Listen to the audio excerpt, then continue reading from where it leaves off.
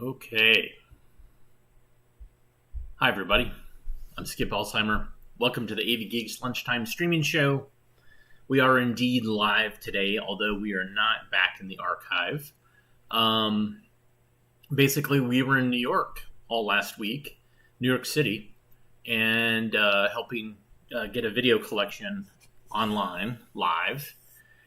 And COVID numbers started spiking, and so we got out of there. But because this is holiday season's coming up, we did not want to expose my assistants to any potential COVID thing. So we're hanging out at the house. This is where I don't know if you remember, this is where I used to broadcast from, back in the basement at my house. So we're going to hang out here until we get tests and kind of get the all clear sign before we start opening back up. I probably will be at the archive at some point this week. But lucky for you, I have thousands of films that I've digitized. Last week was a lot of pre-recorded shows. I was hoping to be able to do something live, but we were 4 stories underground, and I just wasn't able. I couldn't trust the internet connection to stream from. So I pre-recorded everything every night. Sometimes I was just incredibly tired, as it was probably obvious by my lackluster introductions. But I am live, and so it's good to see everybody. Thank you, Alex, already for the coffee. Coffee is what kept us going last week and always keeps me going. So you can go to www.ko-fi.com/avgeeks or buymeacoffee.com/avgeeks. Either way is a wonderful way to caffeinate us. Inadvertently, I ended up coming up with a theme. I don't normally do that when I'm live, but just kind of I picked 2 films. I'm like, oh, well, those are kind of related. So this next film, Junior Rodeo Daredevils. Enjoy. Junior Rodeo Devils. Yes, sir. And it never would have happened without that old-timer, Billy Slater. It all began with a tin can.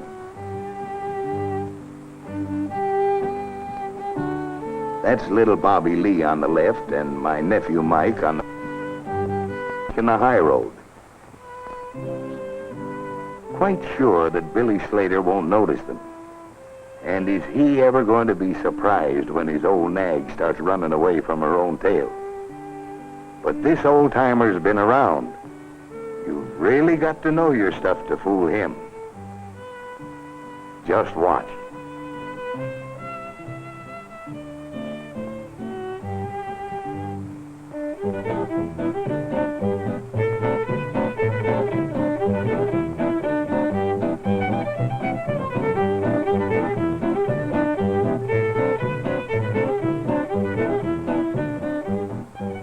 Sheriff Billy Slater has a hanging tree all ready for horse rustlers.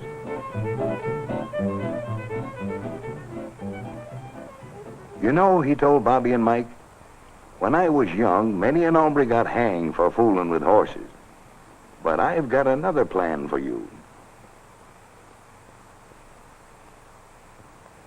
So you think you know your way around horses? Well, here's what you're going to do. Organize a junior rodeo. Say, that's an idea.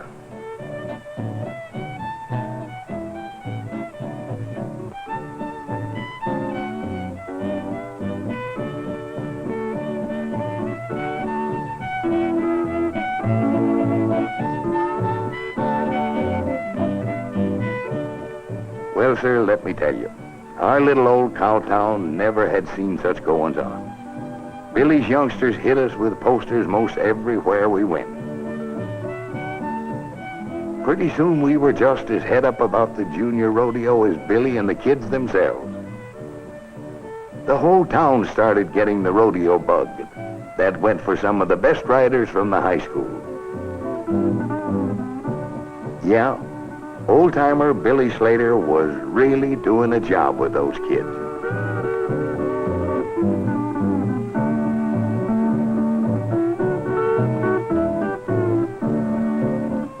Seems like most everybody in town's turned out for the great day.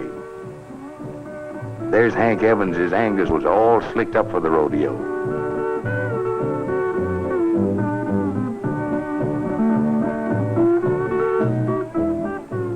Going to be some tough competition here today.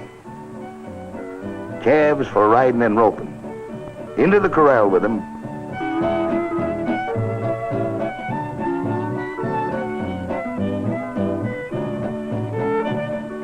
Everybody line up for the first race. Billy Slater is really helping the kids run their show.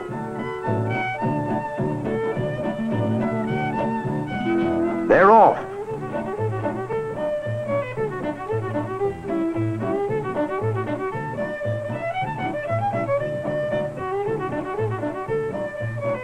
Chuck Storm wins.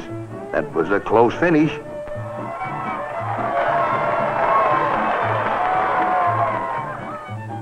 And there they go for the lead race.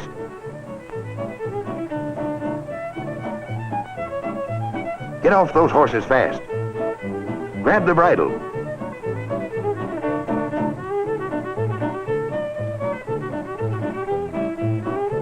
Show 'em, cowgirl.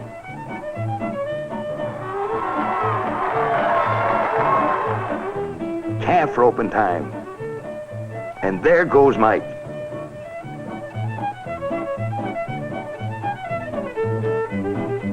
Too bad. Better luck next time, kid. Sam Wood, champion calf roper of junior high.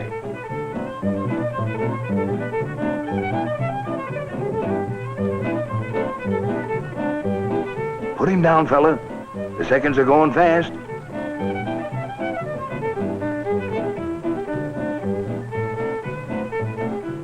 "26 seconds.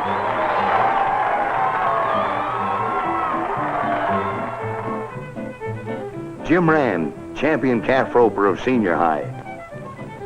Off his horse in a flash, just like his dad at a big-time rodeo.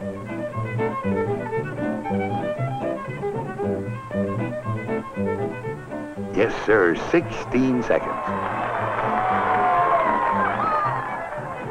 Calf rider, stand by.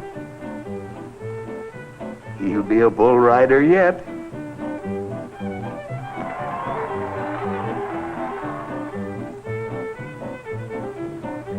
Here comes Bobby. And there he goes.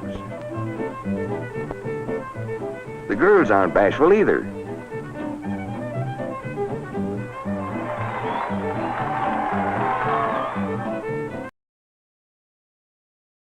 Oh. Shucks. Should have done better than that.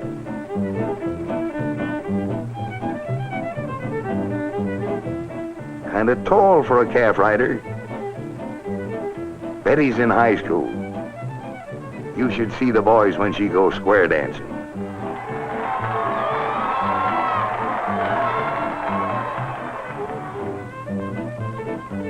Uh-oh, there's a belly landing if I ever saw one. And here's a nosedive.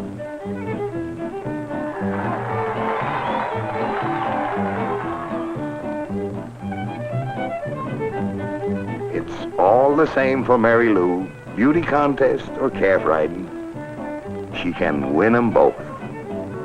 Yes, sir.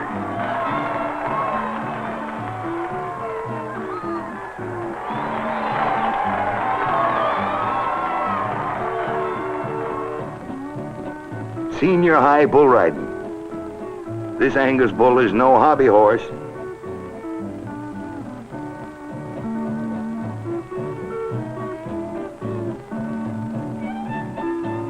Look at that bull, he's really mad.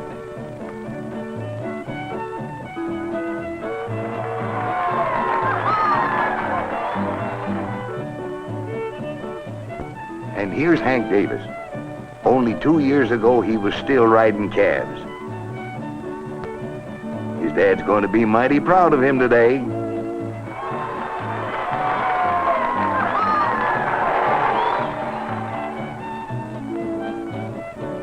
Bronc riding time. Just 6 seconds, and here's Slash Bar K's meanest bronc. But Clyde Burt sits him like he was glued to the saddle.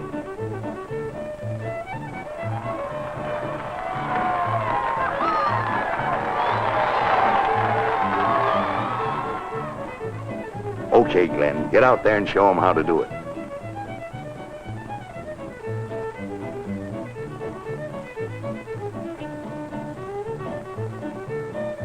Watch out, that ground's awful hard.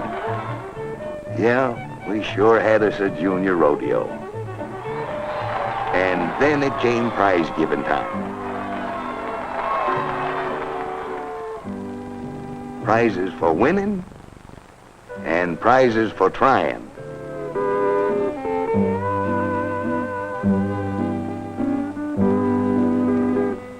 Yes, sirree, the junior rodeo is here to stay. And nobody's happier about it than old-timer Billy Slater.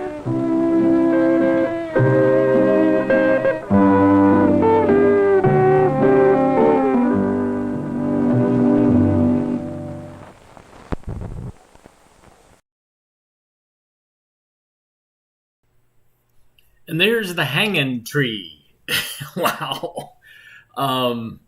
Probably one of the very few Encyclopedia Britannica films that talk about a hanging tree for rustlers. Wow, it's a fascinating film. It's it's kind of part thrill, part informational. It's a different vibe for an Encyclopedia Britannica film in my mind. Hey, thanks for the coffee, Rich and William. And it's much appreciated. Let's see if anybody else gave us coffee. Yeah, very much appreciated. Let's see. What time is it? 1:20. All right. This next film it's a longer film, and again, thematically, it fits. I don't believe. So this is called A Nation's Meat, and it kind of talks about different types of livestock that we eat. I don't think there's any slaughterhouse footage. I think that there's definitely some after the fact, but not anything of animals being killed. I'll kind of keep an eye on that. But if you don't eat meat, you might not want to tune in for the next 30 minutes or so. But here is A Nation's Meat, or I should say it this way, A Nation's Meat.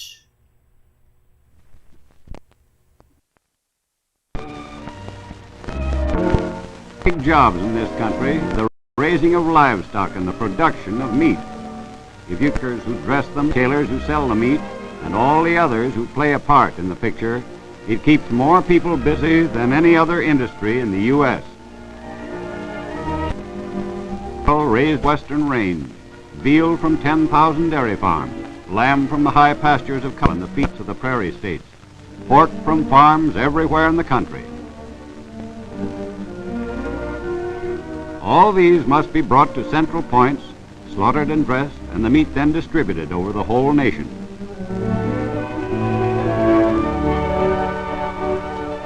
Because the big livestock growing areas must be far from the great average of 1,000 miles before it reaches customers' dinner table. To handle the livestock, to produce the meat, and to distribute it to those dinner tables takes kinds of organizations. This picture is the story of those people and their methods, and the organizations which make their work possible. As the nation has become more and more conscious of the importance of nutrition and health, the choice of foods has become more and more a matter of careful study and selection. Meat, the most satisfying of all foods, has taken its place as one of the great protective foods of all sources of proteins, minerals, and vitamins in the B group. And in countless retail shops, the housewife applies her new knowledge as she provides her family with the nourishment it needs for good health. Almost all the meat we eat is one form or another of beef, pork, lamb, or veal. Each one has a story. But just to make it simpler, let's take beef, and see what it takes to transform a steer on the range into meat ready for a retail market 1,000 miles or more away. The feeder market to be sold to a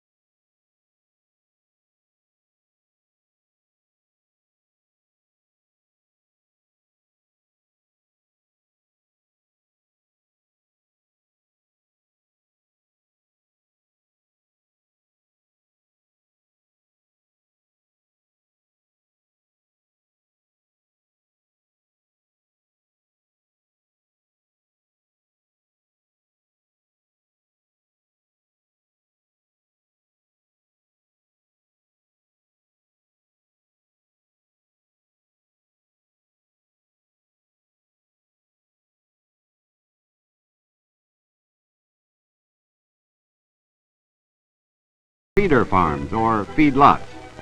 Cattle and lambs, too, are brought here by the feeder farmer to be given a carefully balanced ration of grains and minerals and protein feeds. It is here that they acquire the quality and finish that will make top-grade meat and bring the farmer top prices for his animals. The cattle and the lambs that pass through these feedlots and the hogs that are raised throughout the Corn Belt contribute much to the economic welfare of the U.S. farmer.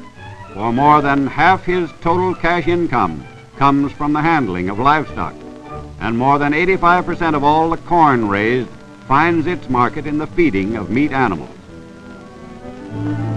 To help the farmer sell his livestock advantageously, to supply him with complete up-to-the-minute information on market conditions and prices, the U.S. Department of Agriculture sends out market reports by mail and radio. Thus, every farmer has access to every bit of information which may help him in making his all-important decision, the decision to sell his livestock. This time, the marketplace is the stockyard. Here they are sold, usually through commission men, to the packers. Of course, there are variations from the usual methods of marketing livestock. Ranchers and farmers sometimes sell lambs direct to feeder farms without the intermediate feeder market step. And it is often true that cattle and lambs come fat off the range and go directly to the meat plant without passing through a feedlot. As to hogs, they usually make only one trip to market, coming fat from the farm. The farmer may have a commission man handle them for him in the stockyard, or he may sell direct from his farm to the plant, always choosing the method which he thinks will bring him the most cash. Veal calves are largely a product of America's thousands of dairy farms. They also may be sent to the stockyards for sale to the meat plants. The Chicago Stockyards is a city within a city. The world's largest livestock hotel, it is a square mile devoted to livestock and meat preparation. It operates as a clearinghouse for all the transactions which take place between farmer, commission man, and packer. Here are located the meat plants which draw their raw materials from the endless thousands of pens.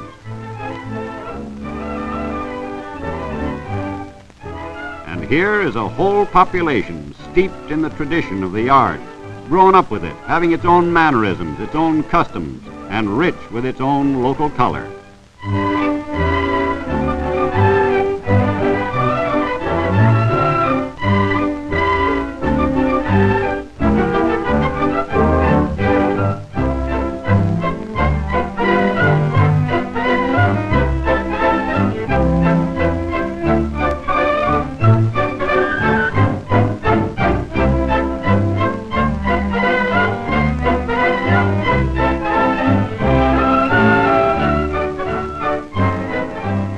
Truck after truck and train after train pour their livestock into the yards every day.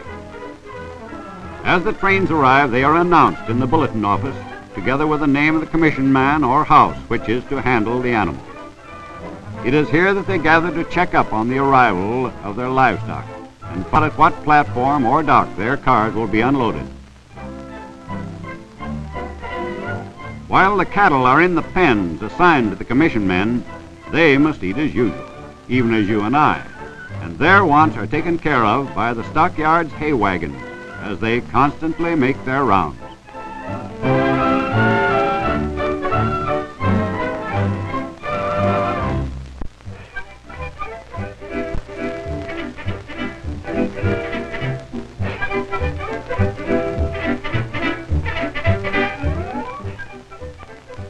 Then once more, buyer and seller meet, as they did in the feeder market.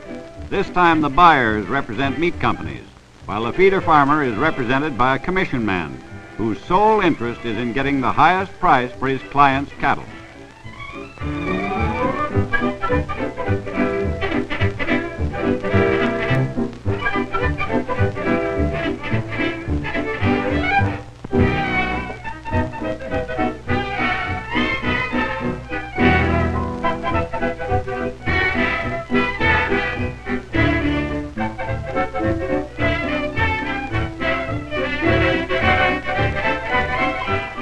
In the Chicago market alone, there are available buyers representing 300 to 400 meat plants. In the whole U.S., there are more than 1,400 plants which bid on livestock. Now, while it is true that all these concerned buy livestock or sell meat in every city, it is also true that none of them can operate without coming into close competition with numerous competitors.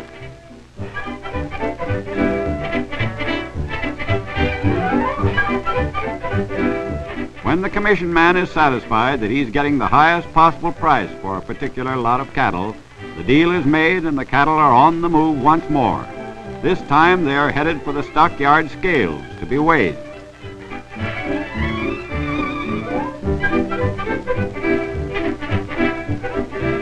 In the scale house, the weighmaster keeps accurate records and operates the large but delicate balances, which are frequently inspected by the Department of Agriculture. The weight of the cattle is stamped automatically on the weight ticket. And when they come off the scale, they are the property of the meat company and are on their way to the plant itself, soon to become meat and its many byproducts. And now at last our steers have nearly fulfilled their destiny. In the spotless cleanliness of the beef dressing floor, the sides move slowly along on their overhead trolleys past the trimming and inspection stations. One of the most important jobs in the meat plant is the constant inspection of all animals and meat, both by plant experts and by the highly trained men of the U.S. Department of Agriculture's Bureau of Animal Industry. After each side of beef is carefully scrubbed with a high-pressure hot water spray and wrapped in a protective cloth, it is taken to a chill room or cooler.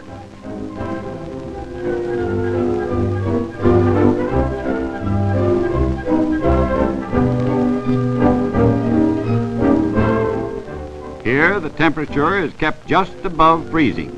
It takes about 36 hours to chill the beef thoroughly and bring the meat to the temperature which will best preserve its freshness and flavor. From this point on, until the meat is sold over the counter, the temperature is never allowed to rise more than a few degrees. After 24 hours in the cooler, the claws are removed, and the government seal of approval is placed where it will appear on the rib, round, and other primal cuts.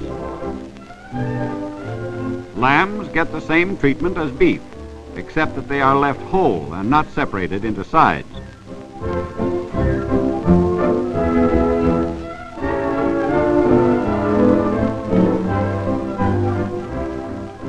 Veal is handled somewhat differently. To protect the color and quality of this delicate meat, the hides are left on until just before shipment. Then the protective cloth is applied.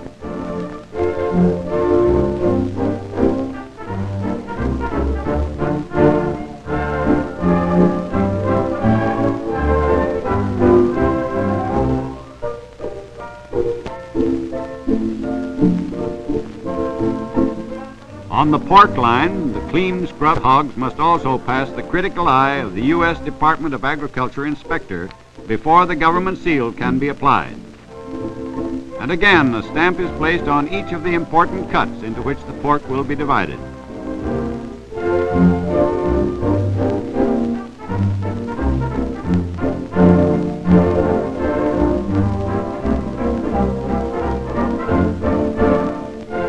In the case of pork, the meat plant does the job of dividing and preparing the meat before shipped. Here's the beginning of the pork cutting line. First, the hams are removed, one man sawing through the bone while another makes the cut. After another saw takes off the shank at the joint, the hams are graded according to weight and quality. Some will be shipped as fresh hams, others will be cured, and then smoked in scientifically controlled ovens. It takes some 40 or 50 hours in hardwood smoke to bring out the best possible color and flavor. Believe it or not, this specialist is a ham smeller. If there's anything short of perfection in the interior of any of these hams, his nose will find out about it.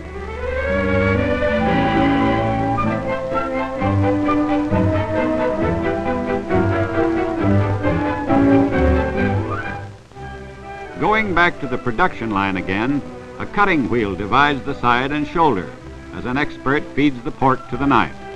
The shoulder falls one way and the side the other, dropping onto a cutting table. Here, a single expert cut with a U-shaped knife removes the loin, which is tossed to another table. The remaining side goes under a roller, forming it into a flat piece for easy handling. Meanwhile, the loin is trimmed and graded. Each piece will be individually wrapped for market. On another table, the spare ribs are cut from the flattened side piece. What's left is bacon, fatbacks, and trimmings. The side goes to a trimmer who cuts away the excess fat, leaving a neat rectangular piece for bacon. An inspector weighs the bacon sides, looks them over carefully, and grades each one according to standards. Bacon sides are smoked over hardwood fires just the same as the hams, after curing for several weeks in a carefully blended mixture of salt, sugar, and other ingredients. Once again, the bacon slabs are squared and flattened, this time by means of a forming machine. Then they are fed to the slicing machine.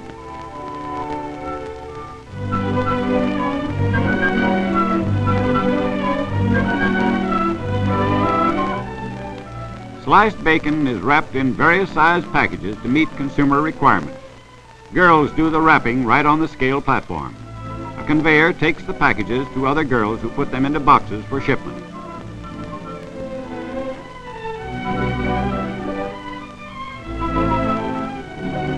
To satisfy the huge American appetite for sausage, a sizable portion of the total pork output is ground up, seasoned, and made into familiar links.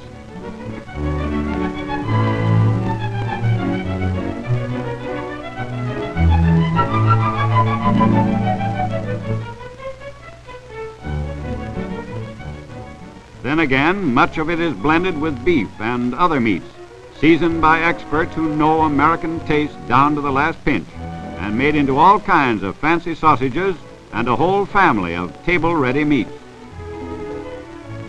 And in demonstration kitchens everywhere, home economics instructors devise new ways to make attractive use of the resulting delicacies.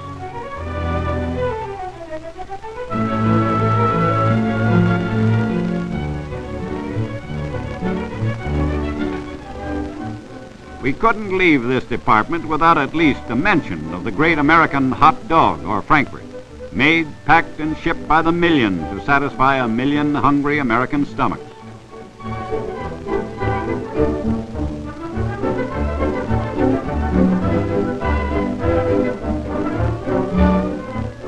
The fatbacks and trimmings used to make lard receive the same meticulous inspection as every other food product in the plant, then go into great rendering kettles, finally coming out of the filling machines into packages for shipment to retailers. But the meat industry is by no means limited to edible products. The bones this man is grading will appear later in the form of buttons, knife handles, and many other useful articles. The wool that comes into the plants on millions of lambs is taken off the hides by wool pullers after treatment to loosen the fibers.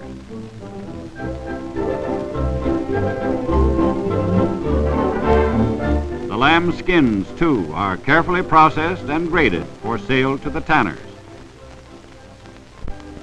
Cattle hides are stacked with layers of salt in between to prevent spoilage while curing. Later, they will go to the tanning plants, and eventually, of course, will find a useful life as shoes or leather belting or perhaps harness. The meat packer's genius for making useful articles from materials once thought useless has always played an extremely important part in the economics of the industry. Livestock byproducts find their way into an almost unbelievable number of useful and valuable things, all of which reflects itself in the form of higher prices paid to the producer for his livestock.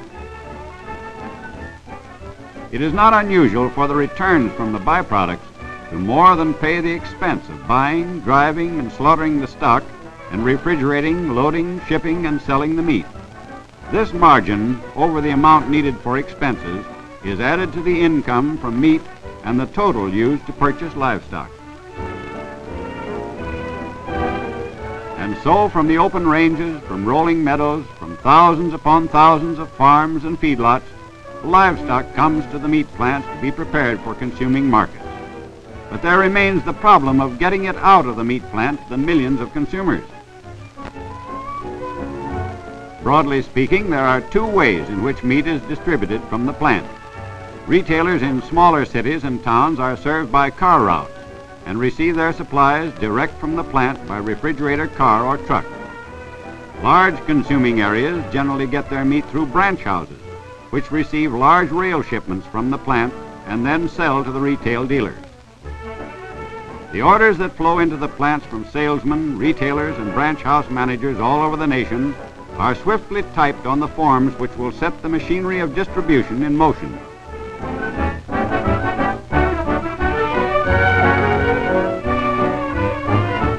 Shot by pneumatic tube direct to the departments involved, they result quickly in the wanted meat and supplies being landed on the car route loading platform, to be loaded into the trucks which will deliver it direct to retailers in smaller towns and villages, strung out along car routes extending perhaps as much as 700 or 800 miles from the plant.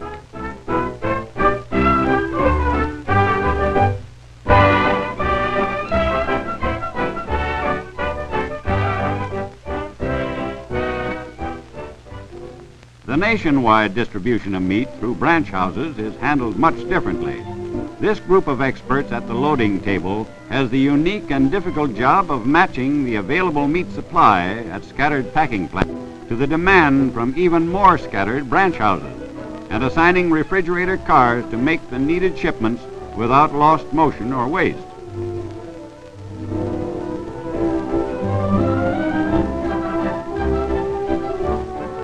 The teletype wires bring them information on the meat available at each plant, as well as the orders from the meat company's branch houses.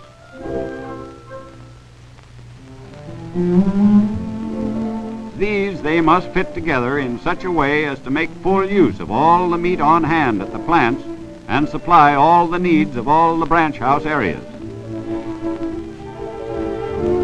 Their job is made more complicated by the little known but very important fact that consumers in different localities have very different tastes. Chicago, for instance, wants its beef to come from cattle that weigh 750 to 850 pounds, while Boston wants it from cattle weighing 1,300 to 1,500 pounds. Hindquarters of beef for Philadelphia must be cut like this so that they will have no ribs. But Boston markets insist on having no less than 3, so the cut must be made here. It's the same way with pork, with lamb, and with veal. Each big city or section of the country has its own set of demands which must be met, and these men know them all. If pork is headed for Los Angeles, it should be from lean hogs weighing between 180 and 220 pounds. But if it is to go to Baltimore, it should be from hogs weighing as little as 140 pounds.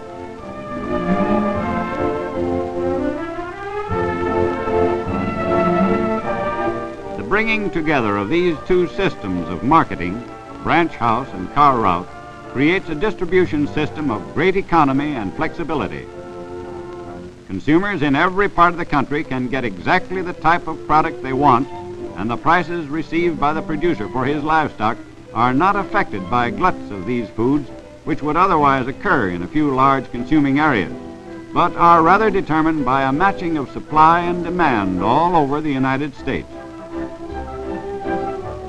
When the men at the loading table have finished with their work and the day's supply and demand is translated into shipping orders, the teletype goes into action again. And in some distant plant, men begin the work of loading an allotted refrigerator car with meat for some equally distant branch house. Even in the loading of the cars, the efficiency that is an indispensable part of any packing plant is evident. After all the meat that can be hung from the ceiling is in place, dairy, poultry, and other products are stacked on the floor beneath until the car is loaded to capacity.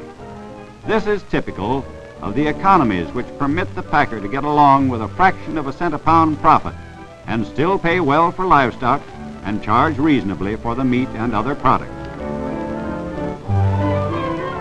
Beside the car route and branch house, there is another important channel of meat distribution. The Army and Navy and other armed forces centralize their buying, generally dealing directly with the packer.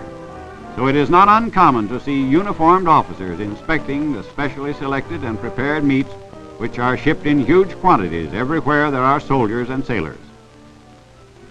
Between half and 2/3 of the total packing plant output reaches the public through branch houses. The branch house is as specialized and efficient an organization as is the meat plant itself. It is geared for quantity and speed. The meat, as well as the dairy and poultry products that roll into the branch house by the carload, must find a market and find it soon, for the product is a perishable one.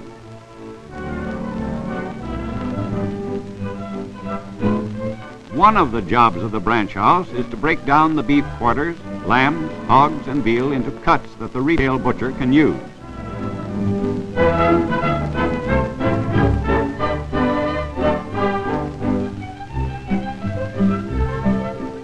These are the short loins from which come the most popular steaks.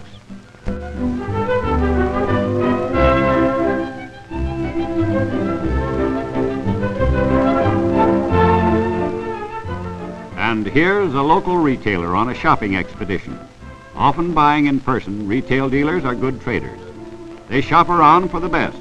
They are fussy about the quality of meat they buy for their customers, and they bargain vigorously over the price, for there are no price tags on the meat at the branch house any more than there are on the cattle in the stockyard. In the end, the salesman takes what the highest bidding retailers are willing to pay. Here, the price of meat is affected by the same supply and demand which operate when the producer offers his livestock for sale. But not all dealers can shop in person. To serve these, there are outside salesmen who go from store to store, selling not only meats, but poultry, butter, eggs, and cheese. This practice of using the same facilities for handling and shipping many products is one of the reasons why the meat industry has reached such a high level of efficiency and economy in marketing and distribution.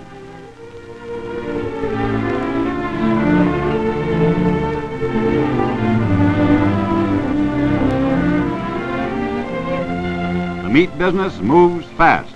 It has to, for if the meat fails to reach the consumer fresh and attractive, it will certainly fail to command a price sufficient to earn the small margin of profit the meat company must have to operate and to pay the producer of livestock well enough to induce him to continue raising top quality animals.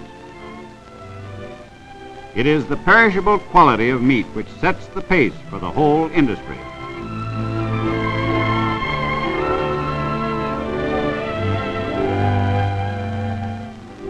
From the hands who round up the cattle to the retailer who sells a steak, every task of the industry's million workers is geared to move the meat quickly, efficiently, and continuously over its average travel of 1,000 miles. Because the United States is a country of vast distances, large meat concerns are needed to do the job of bringing producers of livestock and consumers of meat together. When the housewife goes to her local dealer for a steak, a ham, or a leg, wants waiting for her and knows that fresh and good. The meat industry is big enough and far-reaching enough to see that America's meat is the finest, and that every housewife in every city, town, and village in the nation can buy what she wants whenever she wants it.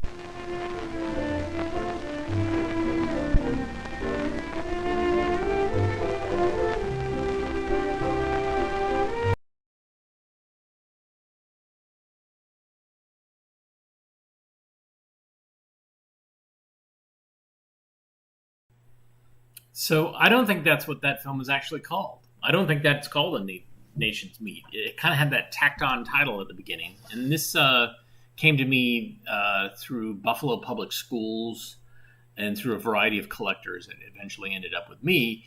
And Buffalo Public Schools would sometimes take a film and tack on their own title.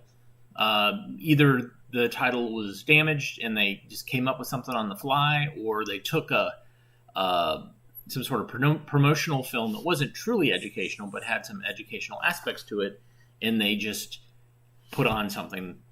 So I don't know what that film's called. I have to do some more research to see. All right, got one last film. We're going to run a little bit late, but this one is a short, and again, this is missing the title. We get a lot of films where we are missing the title because a lot of people who don't know how to use projectors, they would thread the film and not do it correctly, and the film would just get shredded at the beginning, and then they would stop it, and then, So what happens is the beginnings and the ends of films get torn up because of that, for that reason. So this one, I think, is called No More West. It's a theatrical short, and it features someone that you might know as the Cowardly Lion, Bert Lahr, who is a great personality. When I grow up, I want to be Bert Lahr. So here's No More West. Enjoy.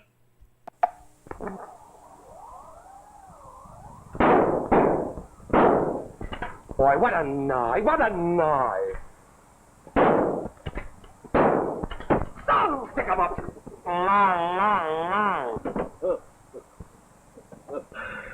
Hiya, Lulu.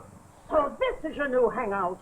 Now listen, Lulu, I can explain everything. Fine husband you are. No. Don't start on your job at the fish market. Oh, listen, Lulu. Rather work in a shooting gallery for less money. Why? Well, I'll tell you why. 'Cause I wasn't cut out for fish, that's why. I crave the wide open spaces where a man's a man and a man's a man. I'm heading for bigger and better things. And there's a song in this magazine that expresses my sentiments to the very iota. I'll sing it. I love the wild, wild west. I love the blue skies above it. I love the cows and the acres. Boy, I love it. I'm a highfalutin, rootin' tootin', double shootin', wild coyote cuss. Boy, I love it. I'm tired. I need a change. I'd love to be alone, home on the grave, where the deer and the cantaloupe roam. You can hear Jesse James up on the shelf. See, I'll be so tough that when I sleep, I'll handcuff myself. I'd love to bust the bucking buckles. Boy, I'd love the prairie's call. And though I love the West, there's one thing I love best. What's that, dear? To be 1,000 miles away from you. You! No slugging, Lulu. Remember, no slugging. You've been reading some of these crazy Wild West stories again. Oh, I didn't know you were such a fool. Oh, don't lie, Lulu. You did too. I'm gonna kill you with some of these rootin' tootin' shooting ideas. Oh, Lulu. Ain't you got no romance in your soul? No. I leave that to my heel. Uh-huh. You're going back to the fish market. Oh, don't be preposterous. Who ever found romance in a hunk of fish? I want to hear Wizard of Bullets. The feel of my trusty gun. I yearn for the smell of the cactus, the bison, the buffalo. Ah, they're extinct. I'll say they do, but it's romance. Get your derby, Buffalo Bill. You're going with me. And no, a square shooting maverick never leaves his post of duty. I'll be back in 20 minutes. And if a certain square-headed maverick ain't ready, it'll be just too bad. Wait till I'm as big as General Custard. That's it. Hey, buddy! Have you seen a couple of bank robbers around here? No, Sheriff. I'm too busy with my customers. Okay, buddy.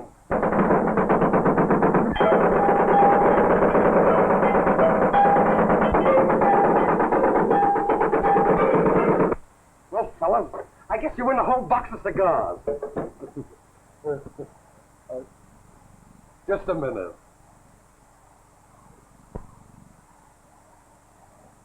I beg your pardon. Well, 50 cents, please. What? 25 cents. Oh, what? Well, you got a nickel on you? Oh, a wise guy, eh? Well, we don't pay for nothing, see?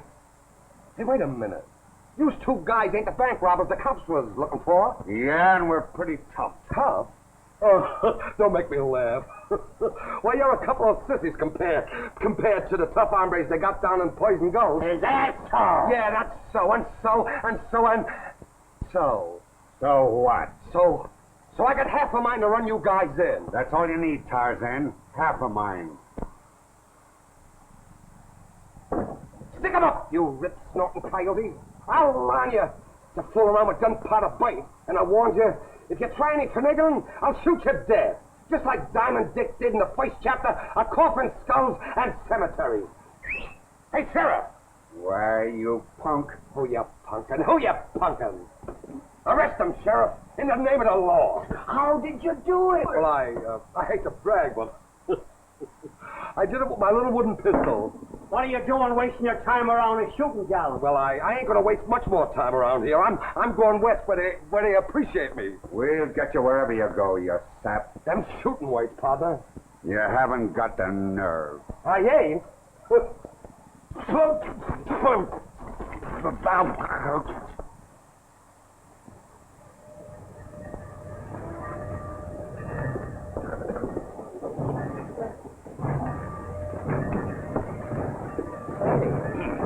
looks like a swell hideaway. Pipe down. You'll have us back in that rock pile.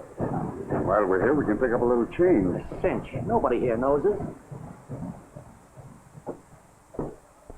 Oh, boy, the West at last. My hills, my valleys, my mountains. Poison Ghost, you got a new Daniel Boone. Yippee! Wahoo! Yippee! Wahoo! Yippee! Wahoo! Yippee! Wahoo!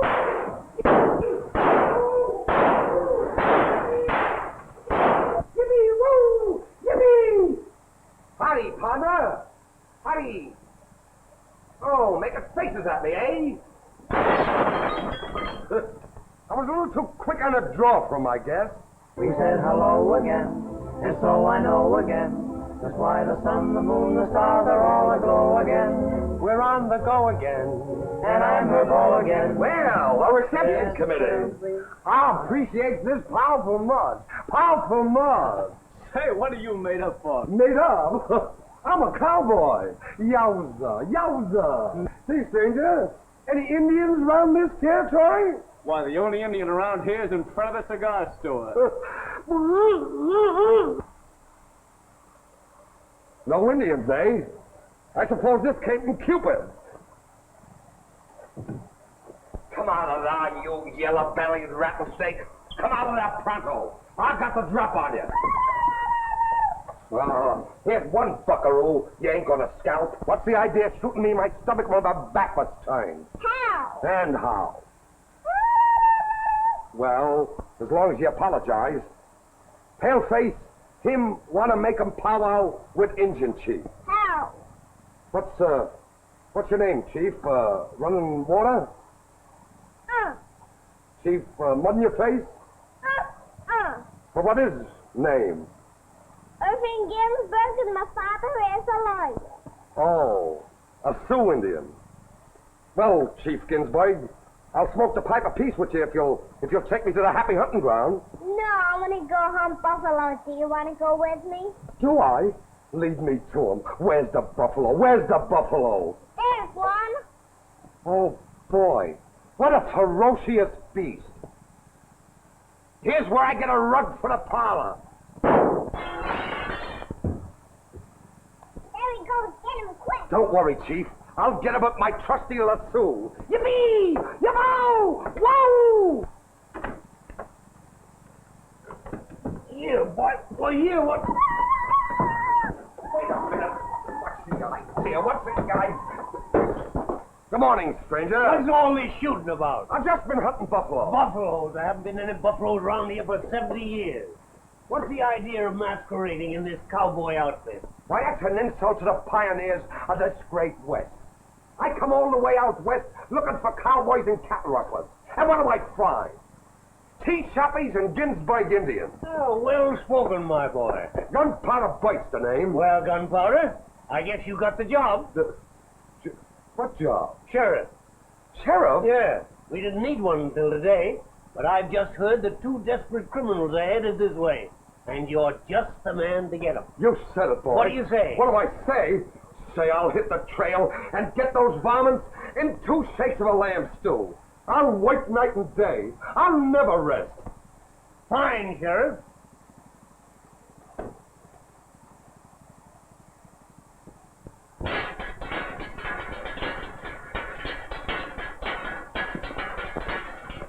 Phantom Mogal, duty call.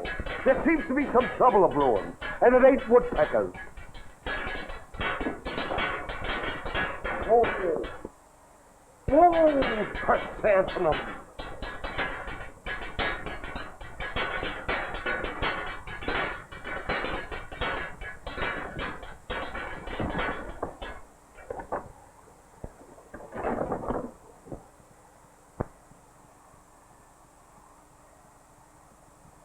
Stick 'em up, you cattle rustlers.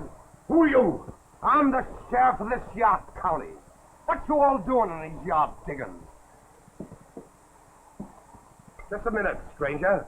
Say, you ain't no stranger. Your face is familiar.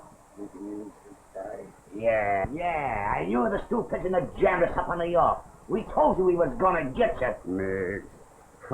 Don't pay any attention to Sleepy. He's just kidding. Kidding? Yeah, in fact, we're always kidding. Hey, do you remember those cops with Princeton? Yeah. Well, they aren't cops at all. No. They were pals of ours. Then you guys ain't sought me, are you? Why, of course not. We like him, don't we, Sleepy? Like him? We love him. Hey, wait a minute. What are you guys doing in this town? Why, we're traveling bank examiners. Yeah, we just fixed the burglar alarm. Listen, there ain't been a burglar in this town for years. If there was, Betsy and me would round them up and I'd be a big shot. Hey, wait a minute. I can make you the greatest hero this town has ever had. Yeah? Yeah. What do I have to do? Nothing. We do all the work and you get the credit. Yeah. Now get this. The first thing we do, we spring this mousetrap. We take the money. Yeah. And when the town wakes up, they'll discover the bank has been robbed. Yeah, and then I'm out of a job. No. No? That'll make you a hero. Yeah? Yeah. Just as they give up hope, you walk in and bring back the money. Well, what am I gonna do? What am I gonna do? The first thing you do is put your hand on the safe. Like this? Yeah, and press hard. Oh, boy.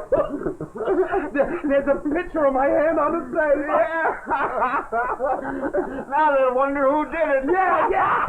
I'll know all the time. What do I do next? Now, you go out in front and we'll finish the job. Okay, boy. Chrysanthemum, the funniest thing just happened. Wait till tomorrow morning. I'm going to be a hero. Let's blow town. What, with 200 miles of desert ahead of us? Yeah. I got a better idea. I'll hide the money till the sheriff takes the rap, then we'll grab it and scram. Where you gonna hide it? There's the statue of a guy on the judge's desk in the courthouse. Do you remember? Yeah. That's where it goes. That'll be the last place they'll think of looking for. Oh, boy, you're a genius. Your fingerprints having been clearly established, you are charged with grand larceny, perjury, and the betrayal of public trust. Now, you plead guilty or not guilty? I plead insanity. You swear so help you? Well, going around a place in the corner over this side, around over. So. I can't understand a word you say. Well, we're starting even.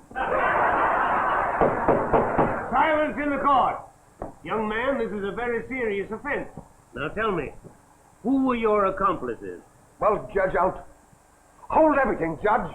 With my eagle eye. Your Honor, I demand a fair trial for this boy. Who are you? I'm his lawyer. Judge, this man... Is this man your counsel? No.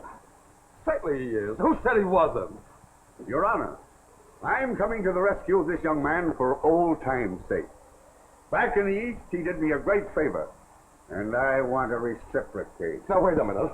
Judge, I object. On what ground? He's been eating onions. You leave this to me. I'll get you out of it. Continue the case.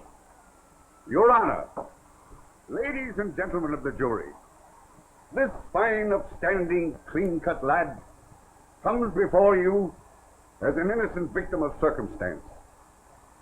Can he be blamed if in his veins flows the blood of countless generations of criminals?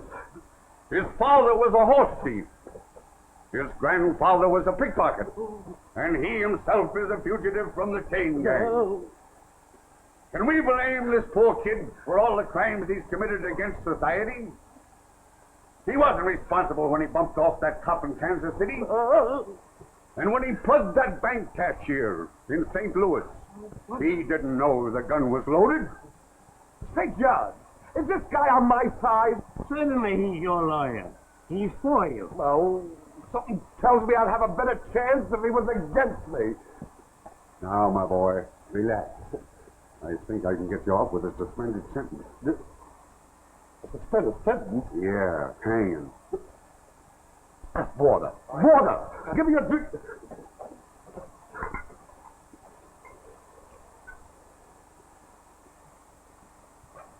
That's funny. I'm still thirsty. Now then, tell us, just how did you rob the bank? Judge, I think... We don't care what you think. We want to know what you know. Well, I can't talk unless I think. What do you think I am, a lawyer? Tell the truth, in your own words. Yeah, in your own words. Well, it was just like this. I was making my rounds on Geranium Street when out of the darkness, suddenly I hear the wailing of a coyote. Quick as a flash of the lightning, and just like Nick Carter in the Egyptian mummy, I whirled around. And there in front of me was a Place National Bank of poison dose with liabilities of $2 million. Then what happened? Well, I was baffled, but not for long. Suddenly I hear the beat of tom-toms. Oh, those drums. And gunpowder Bite smells a rat. In fact, he smells 2 rats. It was mine.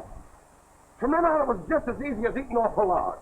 For instance, We'll say this was the first burglar, that was the second burglar, there was the safe, and this was the bank.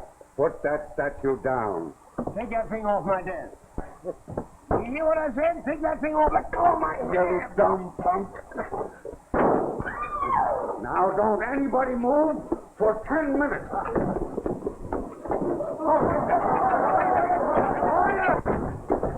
There you are, hero. Wait a minute, partner. You win. Gunpowder Bert knows how to lose. But before you go, do me a favor, will you? Well, what do you want, you sap? Well, I'm the sheriff of this here county. And if them folks in there know that I didn't put up a struggle, it'll go mighty hard on me. Well, what do you want me to do? Shoot a couple of holes through my vest. Sure. No! Wait till I open it. Well, all right. But I'm in a hurry. Go ahead. To make it look like a terrific struggle, put some through my bloomer. Oh, all right. But I've got to go. Well, come on, shoot some more. There isn't any more bullets left. No more bullets? No. Huh. That's all I wanted to know.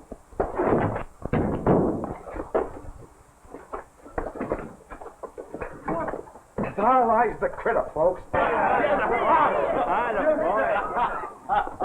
There you are, Judge. How am I doing, Judge? How am I doing? Good work, my boy. I always knew you could do it. You said it, Judge. Gunpowder Bite always gets his man. It's the bloodhound in me. Long for you, Sheriff. Your wife in New York. My wife? Hiya, Lulu. Hiya, Tootsie. Hiya, baby. So, I finally found you. You come right home, do you hear? Oh, no. I'm the biggest man in the West. The welfare of this community depends on me. I ain't never coming home. Oh, you're not, eh? Well, we'll see.